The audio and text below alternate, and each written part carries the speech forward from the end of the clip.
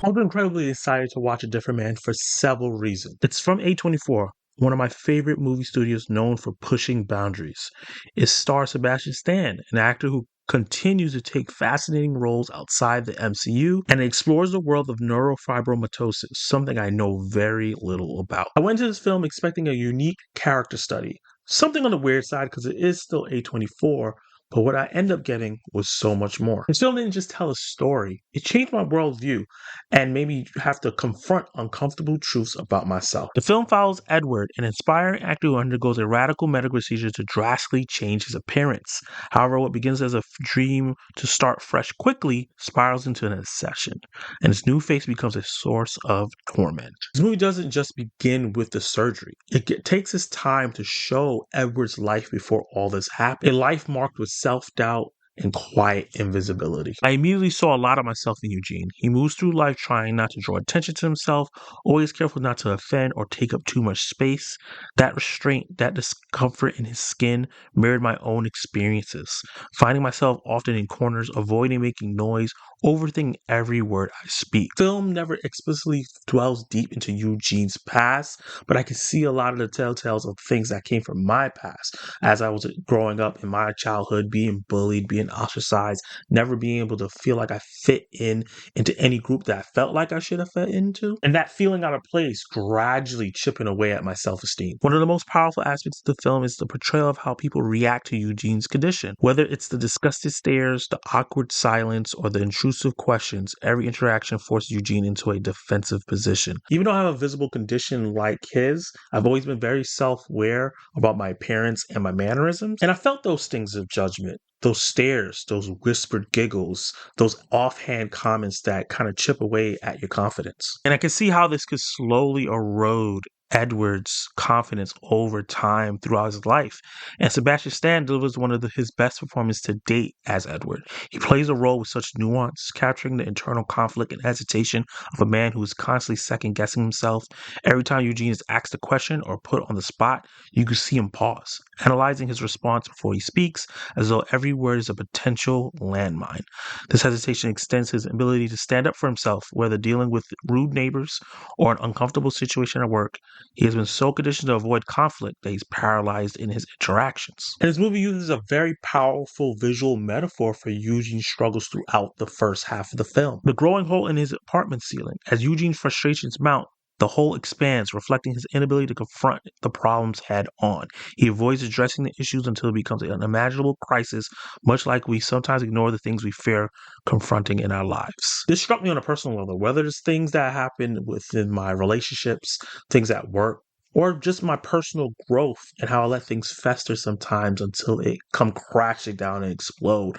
Or if, Eugene has his hole in his wall, I can think about maybe my room and how sometimes I could leave it a mess for days, even though I know I should clean it up, but I'm just ignoring it because I'm maybe in a depressive state. Kind of like how Eugene is in this film. I could really reflect on how the lack of self-care in terms of your environment affects your mindset. When Eugene finally undergoes the surgery and emerges looking like a new man, he's suddenly showered with attention and admiration. The stares and the giggles turn into lustful glances and encouraging hugs. He gets a better apartment, a stable job, a relationship with a woman he never could have dreamed of before. And a big theme in this film, throughout the film, before he had the surgery, was that he was always admiring guys with women that he felt like he could never get. Even to the point where he saw one of his neighbors, one of the rude ones, with a woman and was really reflecting on he wished him being him, even though later in the film that same neighbor kills himself, showing that you can never really know what is going on in someone else's life despite them seeming like they have a better time than you do. But despite these external changes, his inner turmoil doesn't disappear. He may look different, but he still feels like the same person inside, an underfilled, insecure man searching for something that he believes only physical transformation can fix. Sebastian Stan's performance here is quite impressive and compelling because not only does he obviously transform himself from the prosthetics that he was wearing to look like he had that condition, and there's a little bit of body horror to tear that away. Even though he looks like Sebastian Stan, he's still Edward, and he carries that meek pattern of speaking and walking that he had before the surgery. And I think that was a really smart choice to show that even though he may look like Sebastian Stan, a lot of people think he's one of the most beautiful men in the world. He still feels like that little small person that we saw throughout the film. It's a testament to how deeply Edward's lack of self-acceptance runs. And for everyone, no amount of external changes can fix the broken self within. The film's turning point comes when Eugene meets Oswald, played by the wonderful Adam Pearson, a man with the same condition who has learned to embrace his appearance with confidence. Oswald is charismatic, funny, unafraid to take up space, everything Eugene wishes he could. Watching their interactions, I found myself reflect on the same deep human tendency to envy others, particularly when we perceive them to have what we want: success, confidence, and happiness. And a lot of this times this can be reflected in different ways, and the character Edward shows that, being very jealous of someone that he thinks is lesser than him. Hey, used to look like that, but I look like this now. I look like this model. I look so much better. I have the better job. This man doesn't even have a job to do, but everyone around him loves him. He's very funny. The ladies are into him. He makes friends really easy. He takes up space and doesn't annoy people. All the things Edward thought that would come to him once he looked different, but this guy who looks exactly like how he used to look is just doing it without any of those external changes. What A Different Man ultimately explores is how a lack of self-love can prevent us from living authentically. Eugene believes that if he could just change his appearance, he'll unlock a better life.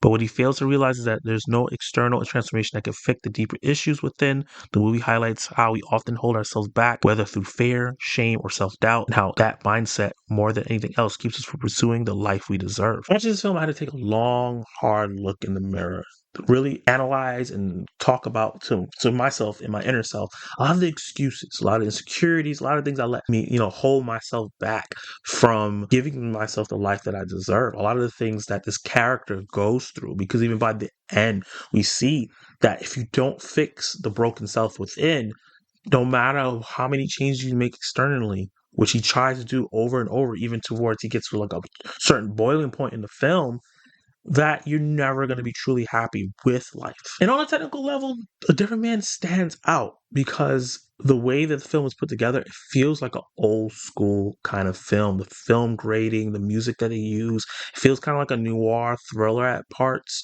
especially when Sebastian Stan's character gets really paranoid about how much people love Oswald. It takes a really interesting turn there, a little bit of a body horror.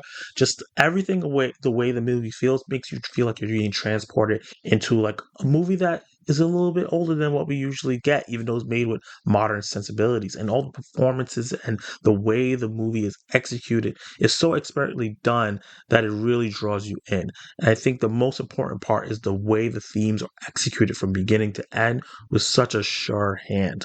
The director of this film, this is a personal story for him because he has a cleft lip, and I think that he can actually feel a lot of the things that he was putting in this film happening in his personal life. And I'm pretty sure he said that in interviews.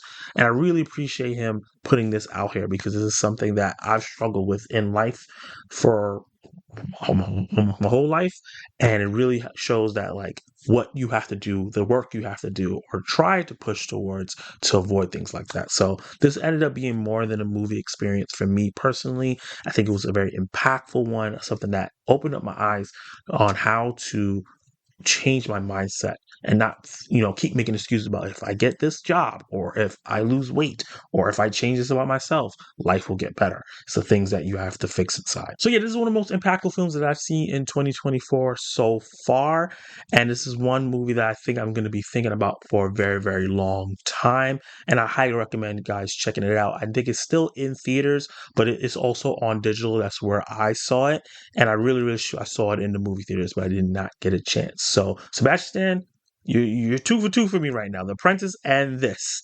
Doing a great job, and I absolutely love this film. One of my favorites of the year, and I'm gonna give it a B+. So the question of the day is, what is a film that you saw personally that affected you so much that it reflected some of the things that you were personally feeling in your life and made you think differently about it. Drop all your answers down below and let me know. And you can watch more of my content right now.